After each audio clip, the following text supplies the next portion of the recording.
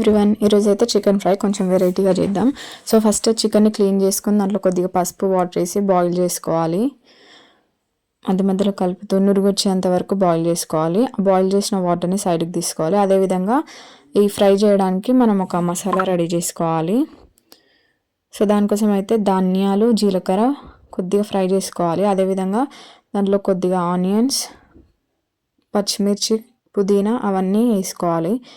దాంట్లోనే ధనియాల పొడి ఏం అవసరం లేదు, ఎందుకంటే ధనియాలు వేసుకున్నాం కాబట్టి. దాంట్లోనే కొద్దిగా మిరియాల పొడి వేసుకొని హోల్ గరం మసాలా ఉంటుంది కదా, దాంట్లో లవంగాలు, యాలకులు, కొద్దిగా దాల్చిన చెక్క అవి వేసుకొని అది పేస్ట్లా రెడీ చేసుకున్నాము. సో ఈ పేస్ట్ని అయితే ఫస్ట్ స్టవ్ ఆన్ చేసుకొని ఒక డిష్ పెట్టుకొని దాంట్లో ఆయిల్ వేసుకొని ఆ పేస్ట్ అంతా కూడా పచ్చివాసన పోయేంత వరకు ఫ్రై చేసుకోవాలి. దాంట్లో కొద్దిగా పసుపు వేసి మిక్స్ చేసుకొని మూత పెట్టి కాసేపు ఫ్రై చేసుకోవాలి. ఆయిల్ అంతా కూడా పైకి తేలాలన్నమాట. దాంట్లోనే మనం ఏదైతే చికెన్ బాయిల్ చేసిన వాటర్ ఉంటే అవి కొద్దిగా యాడ్ చేస్తూ ఉండాలి. సో ఇక్కడ పచ్చివాసన అంతా పోయింది కాబట్టి దీంట్లో ఇప్పుడు మనం బాయిల్ చేసుకున్న చికెన్ యాడ్ చేసుకోవాలి. చికెన్ని మొత్తం ఆ పేస్ట్ మొత్తం ప్రతి ముక్కకు పట్టే విధంగా కలుపుకోవాలి. దాంట్లోనే కొద్దిగా కారం, సరిపడంత ఉప్పు వేసుకోవాలి. ఇక్కడైతే మేము కారం, ఉప్పు వేసుకుంటున్నాము.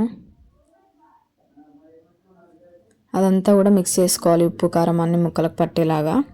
ఇలా మిక్స్ చేస్తూ బాయిల్ చేసిన వాటర్ ఎన్నైతే ఉన్నాయో అవి కొద్దిగా యాడ్ చేసుకుంటూ కలుపుకోవాలి. టేస్ట్ అయితే డిఫరెంట్గా చాలా బాగుంటుంది. మీరు కూడా ఒకసారి ట్రై చేయండి. టేస్ట్ అయితే చాలా అంటే చాలా బాగుంది.